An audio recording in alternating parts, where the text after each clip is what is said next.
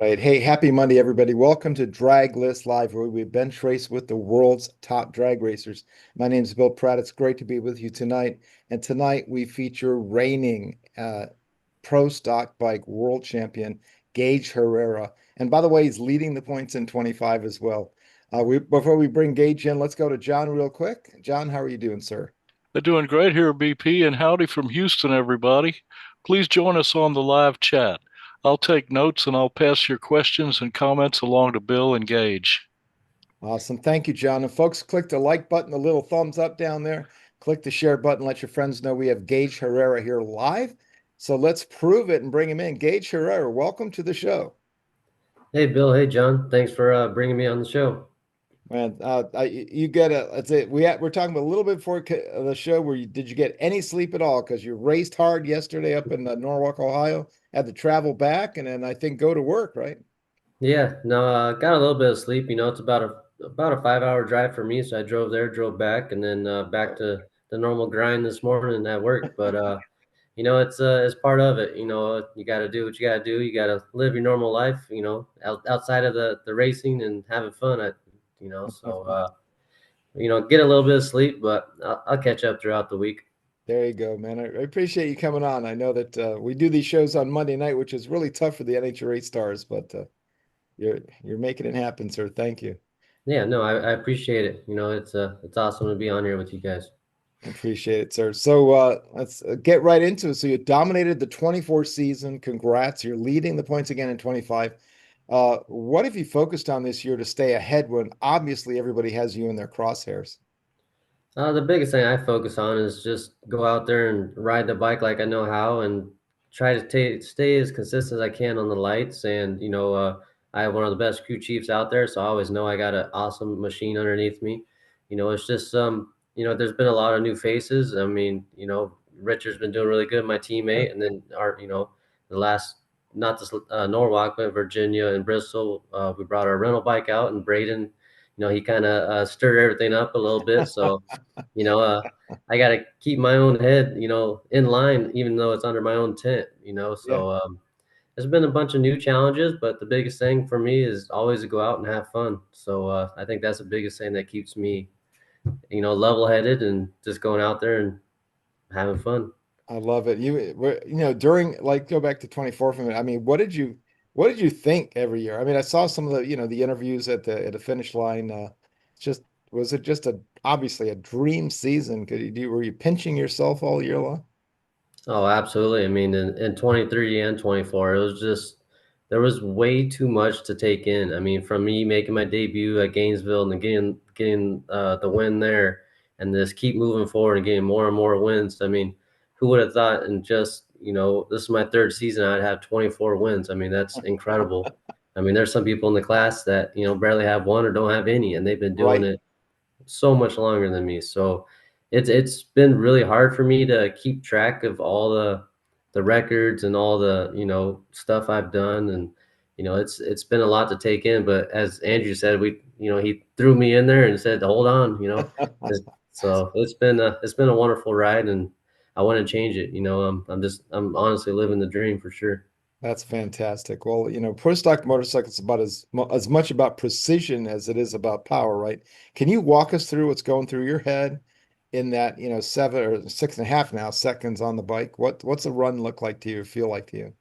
Yeah, I mean, for me, I mean, like you said, pro side motorcycle and pro side car are the most precision drag vehicles out there. I feel, we gotta leave the line. Once I leave the line, I gotta focus on the shift flight, focus on going straight, and not leaning the bike to kill ET and speed. So there's a lot of stuff going on in the split second.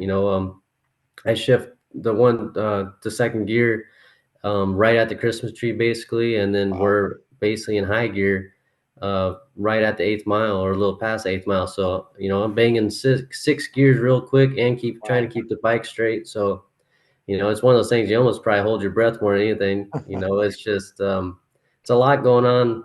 Very quick, and you know these bikes. If we get on a greasy track, we really gotta, as a rider, keep them straight early because they get on Right. the tire and kind of wash out a little bit.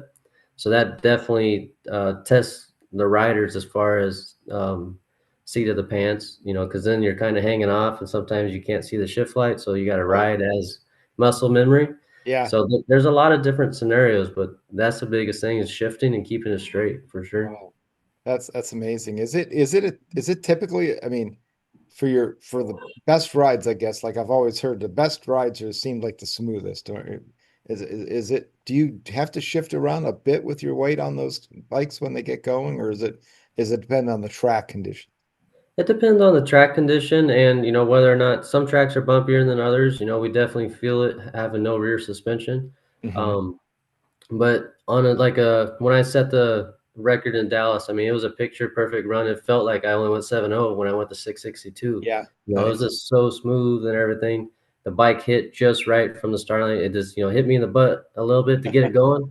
But then after that, it was nice, smooth, straight, basically no corrections. And I knew it was on an awesome run. You know, I feel like any racer could tell you, you know, when it's super smooth, you know it's fast, even though Right. it don't feel it. So Right.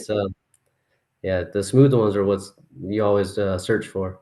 Yeah, that's fantastic. Well, and just for the feet, man. I mean, do you got to do? I don't suppose you do any propelling off the bike. You just basically lift them up. What is that like? It's got to be like perfect timing, and I can't imagine. I mean, probably even super pro bike racers have to get that down, but I personally have never ridden a bike, in competition. How does that sort of work?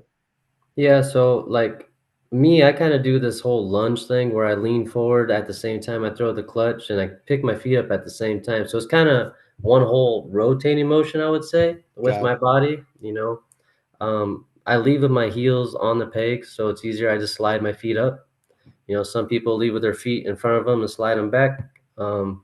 It's just I feel like there's so many different riding styles as far as with feet, Hmm. but I definitely just like them on the pegs to try to keep less movement as possible and try not to upset the chassis. So, I Right. mean, it's crazy. I don't even think about my feet really. It's just one motion that's so natural to me now. You know, after so many years riding different bikes and stuff. It's just yeah, you don't even think about it really with your feet. It just like I said, it's one whole motion that works together and but if you don't do it at the right time, it could screw a lot of stuff up, screw you up Right. mentally, screw up the way the bike leaves. So you got to really refine it for sure. That's cool. Well, you got it down for sure. Well, you guys have had a string of low ET runs that have redefined what's possible in the class. Are there some performance milestones you're still chasing? Um, it's hard to say. You know, we're just trying to stay very competitive or stay at the top. You know, we're the heaviest bikes out there, so it gets a little tough. You know, going from different tracks or like this most recent race in Norwalk, the humidity was really bad, and that hurts us having lower torque than the Buells. But you know, as far as milestones, I don't see the record being rebroke as far as the 662. Hmm. I feel like all the combos are a little, I would say, heavy for that to happen again. It was just one of those things. It was well, when that happened, it was just one of those things with the weather and stuff. It was picture perfect. You Right. couldn't ask for anything better that day. So, that's our biggest thing is we're mainly focused on trying to get our 60 foots consistent, being 100, 660 pounds, Hmm. we don't see 102s, 103s much anymore. You see them every once in a while, but 104s and 106s is what we're really shooting for. So I Right. feel like if we don't nail that, we don't ET out the back. So I Yeah. feel like that's our biggest milestone right now is to focus on that. Yeah. Well, it's a little tougher with a little extra weight on the bike. So I mean, I know that they made some adjustments. I don't remember exactly when. Did they hit you a little bit during the season last year or at the end? Um, Yeah, so when I first started riding for them, it was 625 pounds. So they've added basically 45 pounds to us, or Right. 55 or 35 pounds, sorry. Yeah. Yeah. Throughout, basically since last year, we started at 635 and then they added another 10 pounds, and it's been like that ever since. They haven't done nothing this season. It's actually, I feel like it's very level playing field right now, Yeah. between the Buells and the Suzukis. So Right. I feel like, NHRA's done a good job with that. And it's been good. But yeah, they added a lot of weight to us, and it was like in a hurry. It was like 10 pounds and 15 pounds and more. It Yeah. was kind of crazy. The amount, I mean, there's like 90 something pounds added to my bike now. Where do you put it? Are they ballast like, I'm not sure where you would put it on the bike. Yeah, it depends. There's a lot of weight in the front. There's a lot of weight in the back to offset it. Because once we got so much weight, you get to a point where there's too much in the front, Sure. and it hurts you. So that's all up to Andrew how he likes the front to rear bias weight. It's he plays with it every once in a while, but he's got his formula. He likes the way the chassis works, and uh, that's just how that's his setup. Yeah. I just ride it. So I don't really look into that or get too deep into that with him. That's Right. his own little I guess setup. Well, he's a master at it, but Oh yeah. that is the thing. You can't just, people don't really consider what you have to do, right? So it's, as we already talked about how finely tuned these chassis are, and the motor is, and the RPMs and everything to do to is all a balance. And then to throw something which is a significant percentage of additional weight on a 625-pound bike, you can't just toss the weight on there and it's all over. You got to rebalance everything. And man, it's quite a lot, I should think. But Yeah, it was definitely a learning curve, throughout the whole getting weight added, and then now we're running VP fuel where last year was Sunoco, so that's Mhm. been a little change this year itself, but Is yeah, that a spec fuel? Does everybody have to run the same thing? yeah, it's a spec. So last year was Sunoco SR18, and now this year is so last year we had two choices. We can run Sunoco SR18 or Sunoco Cyclone, Hmm. where the Suzuki's mainly ran the Cyclone. It was more designed for high RPM. Hmm. This year we run VP C25, and everyone has to run that fuel. It's a good all-around fuel for Buells and Suzuki. So it's the same. We run the same fuel as Pro Stock cars, so it's a spec fuel for sure. Okay. Oh, that's cool. Well, let's Gage, let's take a minute and go over to Mr. John and see who's out there on the chat and if they have any questions or greetings. John, what's going on out there? Yeah, we're coast to coast right now. Randy Johnston in Northern California says, you are on. Hi, gents. And Jack Red is with us. He says, hello, everyone. And Rich Panicaro in New Jersey said, Gage is one of the best levers in the class and the best performers. And he also asked where you're from. So I was born and raised in Orange County, California. Now I live Northwest Indiana. I moved out here in about 2017. Cool. Well, I was at Ennis when you set the national record. I saw you make that run, and it was fantastic, man. Yeah, it was a picture perfect run. I hope to have another run like that again. That's It true. was one in a lifetime. It seems like. Everybody in the whole place was like, whoa, man, Yeah, it was awesome for sure. that was great. Well, we're caught up for the moment. All right, John, thanks. Well, get your questions ready, guys and gals out there. Thanks for joining us. And me and Mr. Jack Red rolled up to Hagerstown, Maryland this last weekend and had a really fun vintage drag race, but it was hot, hot, hot, man. We're hitting 100 degrees down here. That's like Houston. But well, let's get back to it, Gage. So every champion has a team behind him. We already talked about the boss there. But what's something about your crew's work that fans might not appreciate, but is absolutely vital to your success? Can you expand on that a little more? Yeah, I mean, it takes the whole team to make any of this happen. I could never do it on my own. From Ray, the truck driver, he sets up the pit, he does all the stuff. And then my I guess crew guy is Jay Krawick. He's Eddie's brother, Huh. Lee Krawick's brother. But he always makes sure my bike's in tip top shape, ready to go. He does it from the clutch. He works down at the shop. He does, everything between rounds. I help him as much as I can. It's one of those things that I build bikes like this myself on the side and stuff. So I love being there and working on bikes myself at the track. I can't just sit around and just wait to ride it. So um, But yeah, he's the biggest part with my bike, and then of course Andrew Hines, he tunes it, and Right. but Eddie Krawick and even Richard Gatson, they work at the shop, and they all work on the bikes while they're there. So it's one big team effort, and none of it be possible without them. It's I always say races are won in the shop; they're not won at the Yeah. track. Yeah, well, that's amazing. Do you guys, I mean, how big and extensive is the shop? Do you guys have a dyno there? Do you, what's the sort of the setup there? If you can, whatever you can Yeah, share. yeah. So the shop is Vance and Hines Motorsports.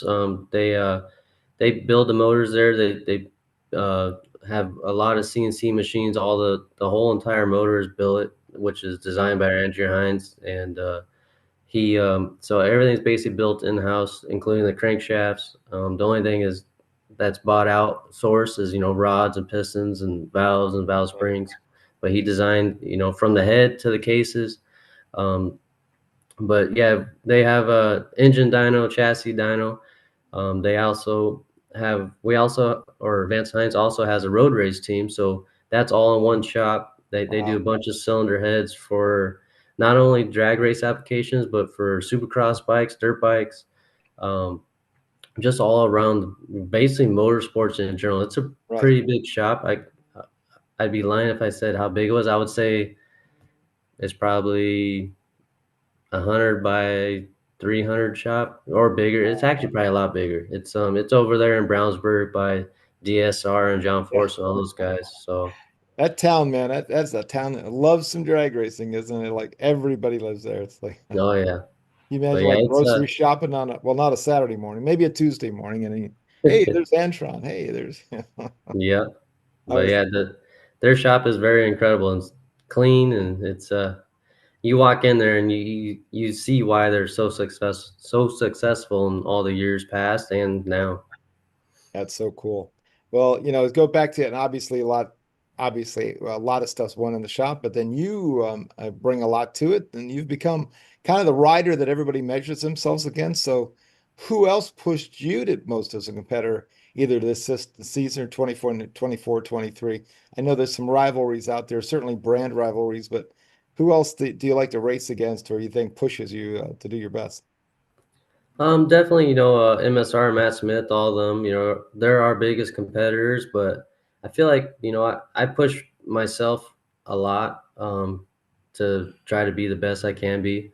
There's I feel like that's always your biggest competitor is yourself. You Right, always want to do the best you can no matter what, and uh, push yourself to the limit. Yeah, I always have new goals for myself, whether it's better consistency on the light, shift points. I want my logs to be able to just lay over each other no matter how many runs there is with the shift points. It's stuff like that. There's so many awesome competitors in the class and riders. It's hard to pinpoint one because they're all so good, and you right, never know, what's going to happen. Chase Van Sant, he's an awesome leader on the as well, and Richard and Matt, there's this, right. and Mark Ingerson, and all of them. You can never count any of them out. So I feel like they all push me to a point to go out there and excel and try to be the best I can and make them try harder, type of Yeah. thing. But it was kind of, I came out of nowhere basically, and kind of shook it all up, as they said, or some people say I ruined the class, but I feel like it's making everyone dig deeper and push their stuff harder and push Yeah, themselves harder. It's the class has been stepping up drastically. I right. feel as a whole, and it's been a lot of fun to be a part of it. No, it's great. Yeah, I love your like the image of you want to put these logs one over the other because that consistency is key. And it's like the pro stock driver. You want to hit those shift points, right? And it's just so crucial. And that's fantastic. You can't push it, nobody can push you harder than you push yourself if you have the right head, Yeah, exactly. That's amazing. Well, bike drag racing is a mental game, obviously, as much as a physical one. How do you keep your confidence and focus kind of when you're the target at every race? I think that I've heard a little bit about what you just said. You kind of just stay within yourself. How does that go? Yeah, I mean, my biggest thing at the track, I mean, I'm personally a fourth generation drag racer. My great grandfather started with it, and I did a lot of drag racing with my grandparents back in California, racing their Camaro. Hmm. And then with my dad's the one that got me in the bikes. But I feel like my grandma or my grandparents are the biggest ones about keeping me level headed. They always keep me focused on it. It's all about having fun. If you're Right. not having fun, it's not worth doing it. And so I feel, I mean, don't get me wrong. I take it, very serious, and Right. if something breaks or I make a mistake, I'm definitely mad about it. But it's one of those things, you got to move past it. You can't change what happened. You got to look at what, just having fun with it. Right. Um, and throughout the day at the track, I just interacting with the fans. I feel like and NHRA is so awesome because they can come directly to your pit, and you can talk to them and meet them face to face and do autographs and stuff. And I feel like that personally for me actually keeps my mind off of the racing part until Yeah. it's time to go up to the line. So I feel like that's a big part in this keeping me level headed, relaxed, and focused on you know the task at hand for sure. So I give it up to the fans a lot for that. Awesome. Yeah. Settling, fan settling. I love it. So the family, I was going to ask you about how you kind of got into it, but now it's great. Is this the famous like Herrera family of California with all the gassers and all that stuff? Is that the same group? It is. So Wow. my great grandfather John Herrera, he had the Austin back in the day, and a bunch and the Yeah. Angulas and Opals, and Yeah. my dad's uncle Manuel drove. Yeah. So did my and then Richard and my grandfather Philip. So yep, it's all the same family. It's kind of crazy. My grandpa always says that his dad be hopping out of his grave to be a part of it because he always wanted to, basically make the big scene, and it's Yeah. just he would love to be here to see all this and be a part of it. So it's pretty crazy. Growing up, I never really realized what they did back in the day or how Sure. big they were back in the day. Traveling to Hawaii and all over. Yeah. It's pretty crazy to hear the stories and see all the different magazines when there Right. were you know I forget who they were racing, but there was a bunch of different. Everyone had like crazy names back then, Oh so yeah. it's Yeah. hard to remember. Oh, they raced, Big John Mazmanian and, Yeah, Stonewoods a Cooking. There was just an amazing scene, and they were right there, towards the top. They were very competitive, and I've got them on the drag list, right? We track about 125,000 people over all the years, but we definitely have the gassers on there, so that'll be yeah, great to like just look up. It'd be cool to like just go out there and like search for Herrera and then see you, see Granddad, see the uncles, and Dad. That's pretty cool. yeah. That's It's good very to cool. know. That's really fantastic.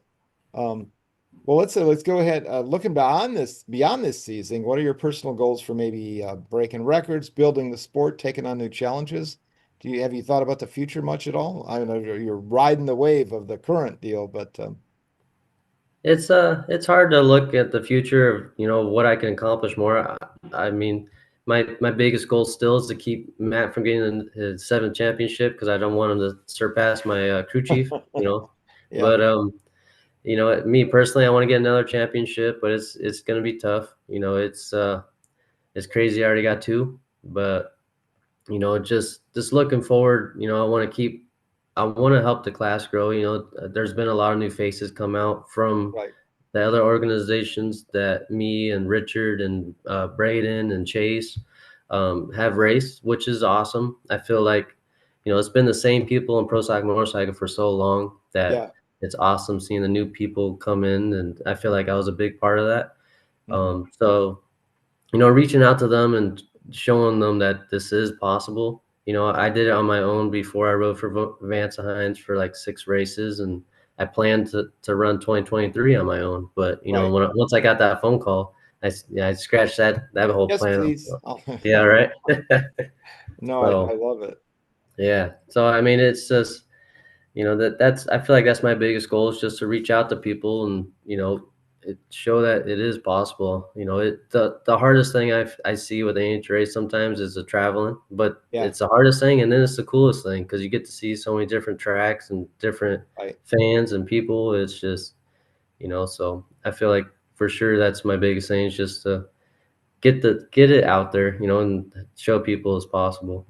That's amazing. Well, you obviously have to be very fit to ride, and not probably a 6'8" either. So I mean, what is like kind of the sweet spot? Is there a place where you're just too big to ride a pro stock motorcycle, say 200 or and maybe 6 foot, whatever? What are sort of the parameters of the ideal, rider? I feel like most riders are like me. I'm 5'8". Richard's like 5'4", I think. We're all roughly like me. I'm 140. Richard's 150. It depends on Suzuki or Buells, I feel, you know. But like, excuse me, maximum height that I feel is like 6 foot, 6'2". Just depends. I believe Andrew's around there. Hmm. But you know, when he mainly rode the Harleys, he started off on Suzuki's back in the day, but then he got on the Harleys, and those were kind of stretched out a little bit more of a lay down. So Right. he fit those really good. And so I feel definitely from 140 to like 180 range. Hmm. It's definitely possible, you know, especially since there's so much weight added to these bikes. Right.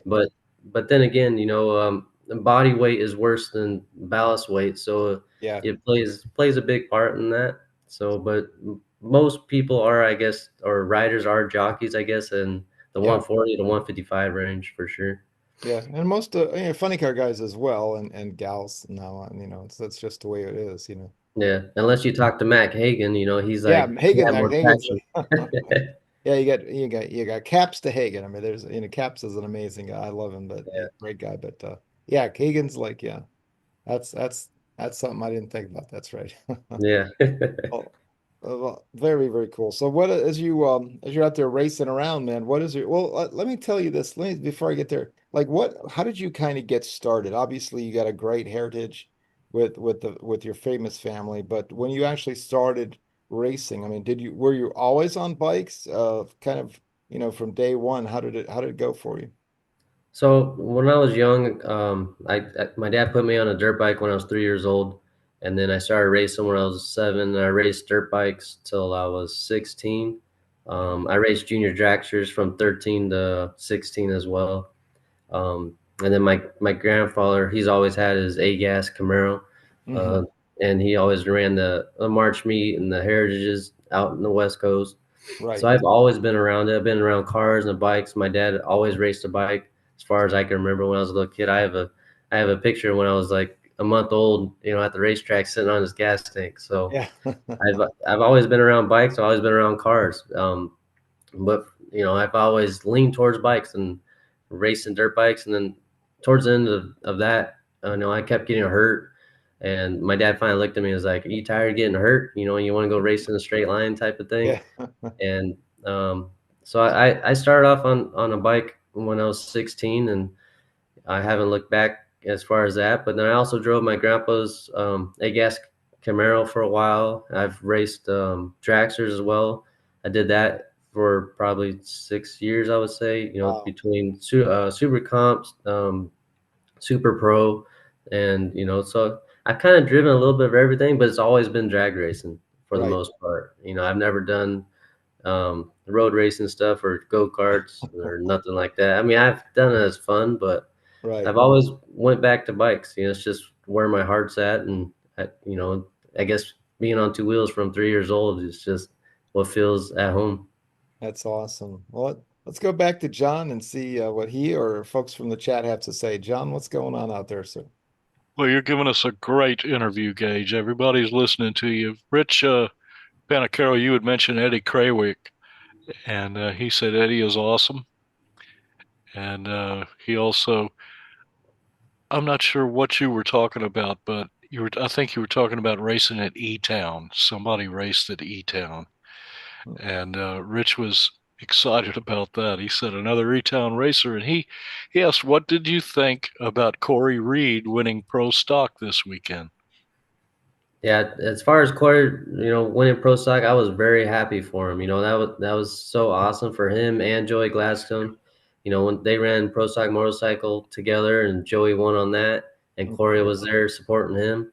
So for them to do it, flip flop it, and for Corey to win his first Pro Stock race, it was incredible and awesome to see. And I'm good friends with both of them, and they've been working really hard for it. So my hat's off to him. It was awesome for him, and there's many more for him to come. I mean, he had a 12 light against Dallas, and Dallas is usually the better leader, so he earned it for sure. It was That's awesome. awesome. I love him. He looks like a 70s funny car racer, man. He doesn't have that corporate sort of pro stock look that all the cats sort of have these days.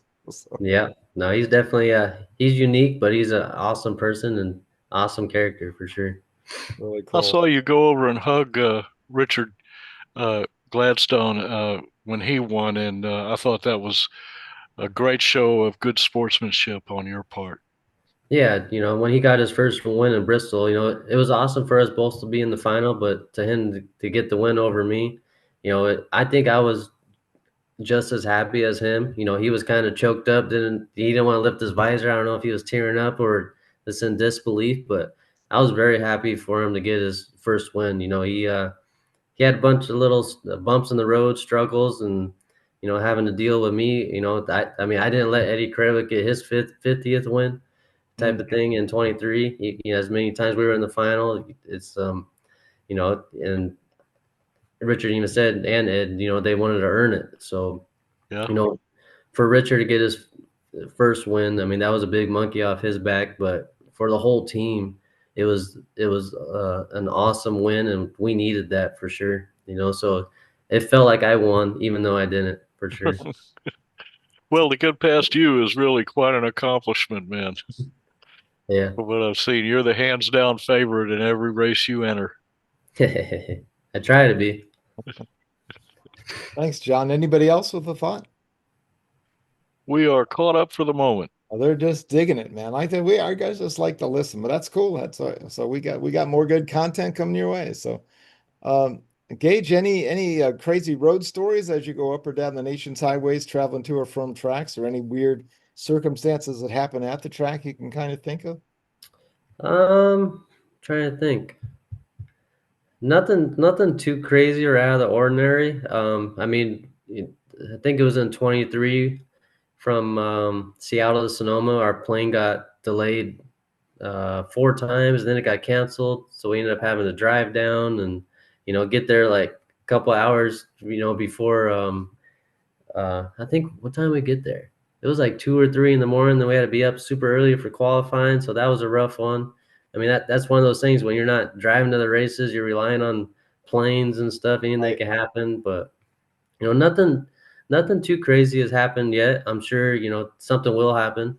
It's just one of those things, especially with traveling all over, and Right. it's but yeah, nothing too crazy. Really cool. Yeah, you guys must be the Indianapolis airport, man, must, have a racer's lounge probably, but Seems like you definitely see a lot of the racers all getting on the same plane at once. yeah. It's cool at the same time to see everyone. And then we always, I want to say joke around, but be like, if something ever happens, there'd be a lot of people not at the race. Yeah. God forbid. Oh my gosh. Yeah. Well, what are your interests away from drag? I mean, I often ask this question, and I sometimes get there really isn't much else. But is there anything you like doing when you're not at the races? I used to do a lot of dirt bike riding. I used to go to the desert. I love going out in the water, wakeboarding or wake surfing, stuff like that. But everything kind of revolves around drag racing, or motorsports in general. Right. I mean, usually if I don't have nothing going on, I'll be going to the local track just to kind of hang out and to hang out with friends and stuff. But everything revolves around racing. There's a little sprint car track they got over here too, a dirt oval. We go there every once in a while. So It's all motorsports related for sure. I've never played baseball or basketball or football. I mean, I have as fun, but nothing that like on a team or nothing. Right. So yeah, it's all motorsports for me for sure. Racer's gonna race, man. That's That's it. I love it. Well, do you while we have you, have any shout outs for any sponsors or other folks who help you out? I know you talked about your great crew earlier, but Yeah, I mean, to help you pay the bills. none, yeah, none of this is possible without all the sponsors and people that help me, or the whole team. We got Revzilla, Suzuki, Motul, Vansa Hines. I mean, there's a bunch of other people, that are a big part of it that don't get, as much recognition. We got CP Krillo, Mission is they personally sponsor me, even though they sponsor the whole NHRA organization now. There's a lot of people behind the scenes, that play a big part in, our success. So I got, big thanks to all of them for sure. That's cool. I just got a pack of Mission carb balanced tortillas. I eat those dudes every single week, multiple times. So Yep, those are the best ones. That's what I eat too to all maintain right. my weight. That's right. I'm just like Gaige Herrera, folks. That's well, Gage, where can folks find you on the internet or can they follow along? Do you guys social media presence? How's that work? Yeah, I got Facebook and Instagram. It's both just at gageherrera.com. I also have a website actually at herreraracing.com where it has all my different merch. That is not if you're not able to get to the track and get it there, I have it online as well. So yeah, I have Facebook, Instagram. It's just my name. And yeah, feel free to give me a follow and you know follow along on my whole racing journey. I try to update as much as I can. Definitely throughout the race weekend, it gets a little tough, but I do what I can. No, it sounds good, man. I still owe people Facebook posts for my thing over the weekend, and I wasn't even racing. I was just kind of there, running my mouth a little bit in the mic. It's so that's so cool. So so HerreraRacing.com, right, for merchandise for Gaige Herrera. Yes, sir. Yep. Cool. You heard it here, folks. Let's go get those tea. Now, can we buy them, even though we're not, many of us or most of us are a little bigger than your average pro stock bike rider, but you can Yeah. get some. So basically, they're T-shirts that I had made. I have from 23 of my first championship, then I have the second championship ones. As far as our team shirts, we don't sell those. Of Um, course, of course. yeah. I don't know if there's something else out there like that, kind of the same. It might be on Vance Hines' website, Hmm. something like that with Revzilla and stuff on that. I'm not 100% sure, but yeah. So on my website, it says mainly my personal T-shirts that have my name on the front and then on the back, the bike and stuff like that. So Cool. But you get them in large, XL, oh and yeah, yeah, for sure. that's what Yep, I'm talking about. yep. Have all the sizes, Yeah. even kid sizes. Beautiful. That sounds great. Well, Gage, man, thanks for joining us. Let's pop over to John one more time for a final thought, maybe from the crew out there or from John himself. Hold on. Okay, here we go. We don't have any more questions, Gage. You've given us a fantastic interview, and I just want you to know it's an honor to have an NHRA world champion come on our show. Okay. And you've just been a great guest, and we wish you the very best for the rest of the season and into the future. No, thank you very much. It's been an honor, being able to chat with you guys. Sorry it's been a little delay, but I'm glad that we were able to get together and link up and you know go back and forth. So it's been awesome. I hope to chat with you guys again. You bet. Good things are worth the wait. Ladies and Right. gentlemen, Gaige Herrera, 2 world championships, heading for many more. Sir, have a great, great year, and we'll see you down the road sometime. Thank you very much. All right. Adios, Gage. Wow, so cool. Let's say farewell. And Gaige Herrera, ladies and gentlemen, so amazing. Let me turn it over to someone else who's amazing, Mr. John Bachman, for this week's JB's Take. John, take it away. Thanks, Bill. My take this week is a tribute to the great band Kyrenex, a band that has its origins in the Houston metal scene, and I'm proud to feature them tonight. A Kyrenex fleckeri, commonly known as the Australian box jellyfish, hold on, I'm going to make sure that I'm not muted here, is nicknamed the sea wasp. It's a species of extremely venomous box jellyfish found in coastal waters from northern Australia and New Guinea to Indonesia, East Timor, Cambodia, Malaysia, and Singapore, the Philippines, and Vietnam. It has been described as the most lethal jellyfish in the world, with at least 64 known deaths in Australia from 1884 to 2021. I personally have been stung by jellyfish and by Portuguese man o' wars in the Gulf of Mexico, and I can tell you, man, I hope that never happens again because it was extremely painful. But this one will kill you. It's notorious for its sting. A Chironex has tentacles up to 10 feet long, covered with millions of snidocites, which on contact release microscopic darts delivering an extremely powerful venom.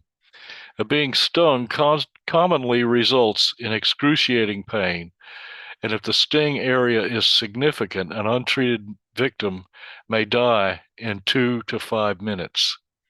The amount of venom in one animal is said to be enough to kill 60 adult humans. And what makes a Chironex unique is that it swims where other jellyfish only drift with the current. It also has 24 eyes that can see and recognize prey or predators. It is a very nasty creature. Now, the band Chironex is a 4-piece progressive death metal band. The band draws its inspiration from various tales and folklore ranging from different regions across the globe, while infusing their stories with epic musical passages, which are a series of tomes that speak of heroes and of old and terrifying creatures from legends and myths. Tales of dire straits and uniting against a common enemy. The laws of the jungle are in full effect with this band. The band practices here in my jam room, and they're consistently experimenting with new material and staying sharp on their existing songs. I could see great things happening for them in the future, as well as their present status as one of the very best metal bands around. One of the things that amazes me, since I basically knew nothing of the metal scene before Chironex entered our lives, is the size and scope of the metal scene across the world. It's a society of dedicated participants and fans that goes beyond anything I ever imagined could exist, even as a subgenre of the rock and roll vernacular. What sets this band apart is their awesome stage presence and delivery of their material. Each member of this band is a top-notch musician, and they put on an incredible performance every time they play. They have world-class chops, charisma, and songs that relate their message, which is fascinating and done with total commitment. They totally blew me away. Chironex is Donnie Sage, vocals, Alex Davis, guitars and strings, Nick Bockelman, drums and percussion, and Skylar King, bass and backup vocals. Nick, Alex, and Skylar have been playing together and in different bands for years. They started Chironex as a trio, playing the instrumental parts to their material. And Donnie came into their band a little more than a year ago from also playing in another band called Memory, in which he plays guitar and does the lead vocals. And once all four of them played together, it all fell seamlessly into place, and the template for success was cast from there. In the last year, as well as in Houston, this band has played in Los Angeles, Las Vegas, Tempe, Albuquerque, Amarillo, Fort Worth, Dallas, Atlanta, Gulfport, Lafayette, New Orleans, and Austin, with an upcoming Eastern United States tour that will include Canada. Friday night they played in Fort Worth, and Saturday night they played in North Houston.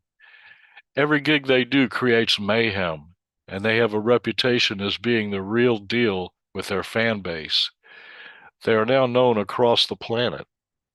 Their album, The Crucible of Brutal Opposition, is on all major media sites. I have it bookmarked on YouTube. It is a fantastic metal experience, and I highly recommend it. Their merchandise is also available at all their gigs. It's extremely well done and professional. I get to hear them here in my practice room every week.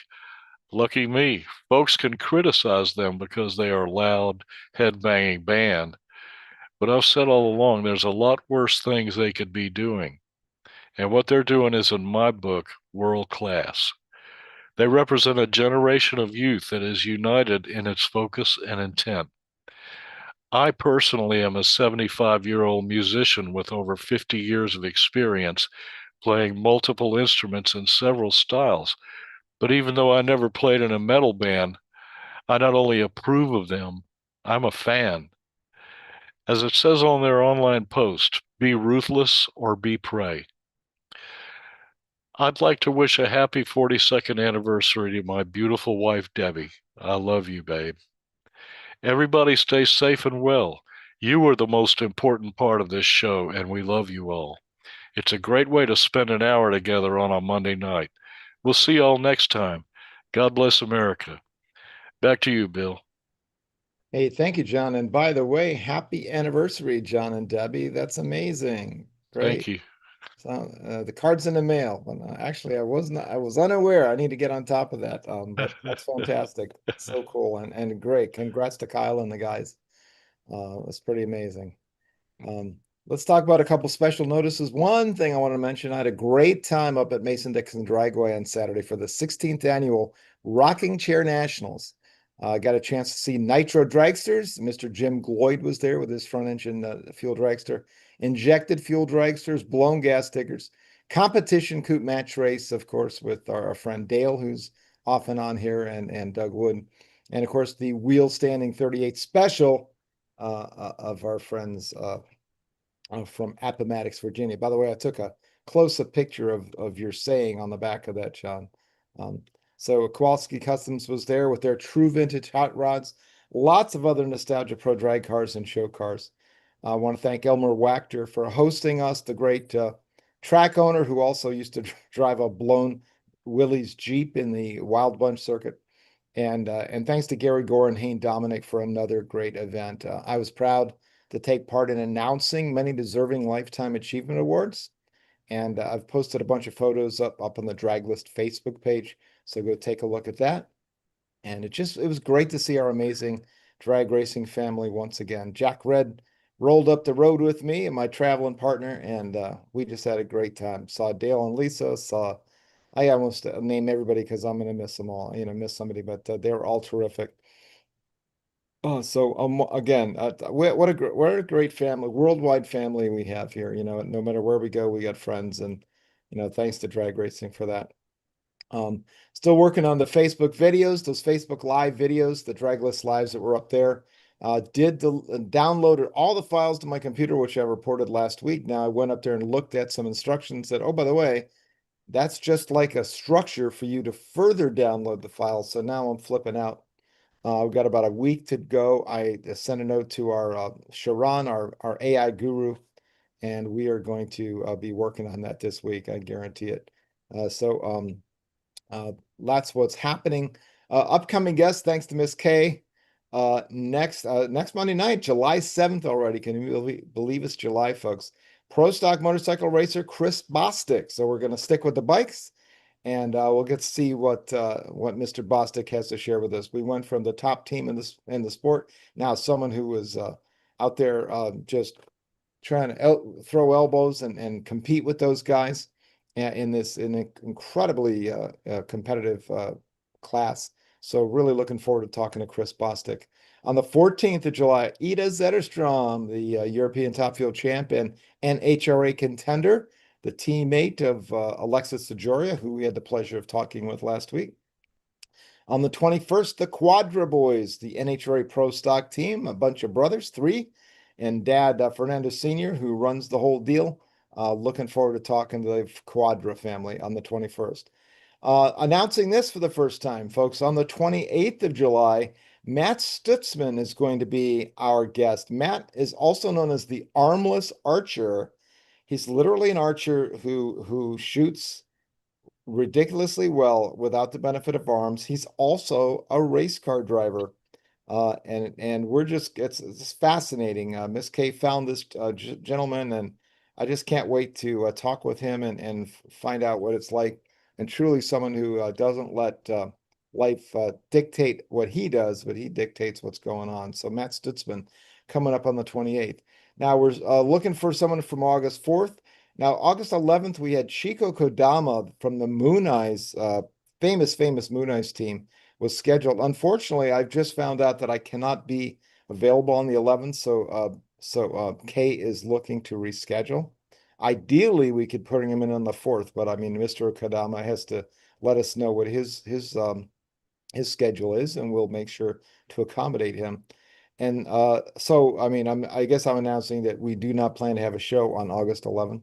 And on August 18th, Jim Brewer, the legendary Peacemaker wheel stander out of Cleveland, is going to be joining us. He is a hoot and truly a legend in the sport. And then that's it for the rest of our shows. We don't have anything else lined up. We are going to be off on Labor Day, just to let you know. So September 1st. So just a couple more dates in August to fill out, and that's gonna bring us right up to speed. So Kay Turkelson just rocking and rolling out there and getting us amazing guests. Let's go on to those we lost, folks. Two huge names and another great sportsman competitor to remind you of. On the 25th of June, we lost Larry Minor. Larry's actually been a guest on the show. He was fantastic, a humble and just wonderful man that we really enjoyed talking with. And, I think one of these days, I think I'll probably set up a deal where we find those shows and play them in retrospect in honor of these guests. But Larry, ran sand drags and all the way to the strip, drag racing force of nature. Started motorsports career in the sand drags. And he, he's also one of the guys that raced those Baja 500 cars very successfully. But of course, in drag racing, the amazing Larry Minor Top Fuel team with first Larry Dixon Sr., for those who remember, and then Gary Beck driving those amazing cars. And then Larry himself getting in a second car, racing with Gary Beck, and just setting some of the best times in the history of drag racing, some of the greatest years of Top Fuel with Mr. Larry Minor. So farewell to Larry from Hemet, California, but the potato farmer who became just a great giant in the sport in all motorsports. So farewell, sir. On the 28th of June, we lost Don Grothier. Don was a legendary Mopar and later Ford Pro Stock racer. Don was 86 when he passed away on June 28th. He's from Oklahoma. He was instrumental in developing what would become Pro Stock in 1970. And then he raced Cudas and he raced Dusters. And then finally in 1973, and during the white brake era, when the small block cars, you got a little bit of a break. And then the Ford Cleveland cars were just blowing everybody's mind with Bob Glidden and Wayne Gap, and Don got one of those as well. He did really well. So farewell to Don Grothier, he stayed involved with the sport. He stayed involved with Mopar, stayed involved with car shows all the way up to the end. Farewell, sir. Truly one of the greats in Pro Stock. And on the 29th, we just learned this. Ed Matsko was a longtime racer at Pittsburgh International Dragway. He's inducted into their Hall of Fame, Keystone Raceway, a member of their inaugural Hall of Fame class. He was in stock. He raced stock at Superstock and NHRA and IHRA. His cars, first a 58 Impala, followed by a 69 Camaro, both named Chevy Agogo, were instantly recognizable. So farewell to Ed Matsko. And we should mention, I guess, and I didn't mention this in upcoming things, but I mean, we will be up there on the 12th of July at Keystone Raceway Park. Seeing this with Ed just reminded me for the Funny Car Nationals. So looking forward to hitting the highway and going on up there. And if you can't make it up there, the Eastern Museum of Drag Racing, of Motorsports rather, EMMR, has a drag racing event that same day. So it's an embarrassment of riches. Oh, by the way, our friend Don Moyer out at Dragway 42 has his race rock event going on the same weekend. So drag racing is going well when you have to pick which one you go to, just like the 70s, with so many cool things going on. But back to those we lost. Farewell to Larry Miner, Don Grothier, Ed Matsko, terrific racers, and of course, condolences to their families and many friends, and thanks for the thrills, guys. So with that, John, I'll turn it over to you for any final thoughts before we do our final wrap. Take it away. Well, it's the first I heard that Larry Miner had passed away, and Larry Miner was really good for the sport of drag racing. He's a great guy. And I remember when we had him on the show, we had a ball with him. He was just as nice as he could be. And I might point out, I was reading that Don Garlitz did a worldwide search to find the '83 car. Really? And he found that this was a sand dragster. And he got it, restored it, and brought it back to his museum. Awesome. And it's there now, the one that Gary Beck drove, which Yeah. that was a fantastic top fuel dragster. Yeah. And Gaige Herrera, I mean, what could you say, man? He is an outstanding young man, and he deserves all of the success that he has because those guys work hard. Right. And I'm looking forward to meeting Chris Bostic and having him on the show next Mhm. week. And Kay's just been really knocking the ball out of the park, getting us these great guests. She has. I don't know how she gets time doing it with all her fun. She's doing a lot of fun AI cartoons and stuff out there. So Yeah. on Facebook. So you may have seen some of our show promos. She takes stuff and spins it around and does all kinds of fun stuff. But Kate Turkelson, really a great get for us. So thank you, John. Let's do our wrap, folks. We do want to thank Gaige Herrera, who was terrific coming in here after a weekend of racing and a hard day of work and not much sleep, but he made it here for us. Do appreciate that. John Bachman, my brother from another mother, fantastic as always. Kate Turkelson, just out there knocking it out, doing a lot of. She's basically somewhere every weekend, meeting and greeting folks, and just having a great time. Rob McCabe, who's just the guy's he's a machine. He's been just cranking. And I mean he's as crazy as this guy used to be with all the top sportsmen, all the top dragster, all the comp cars. Everybody gets listed. So I appreciate him because I can guarantee you folks that would not happen without Rob McCabe, or formerly like Danny did, because I just can't get to that all. I want to thank Mel Bashur, of course, for the great 50s entries, which come every week. Ron Toombs, who made a bunch of other great entries this week, and John Burnham II for getting those great photographs for us and putting them on the list. And of course, thanks in heaven to Danny White, our bud. Thanks to Jeff Gilder of Zeus Digital Marketing, Racers Reunion, and Wing Ding Media for getting us started. Once again, click the like and the share button down below to let your friends know we are out here and bringing you these cool guests. Even if you're seeing this on a recording, please click those things because it matters.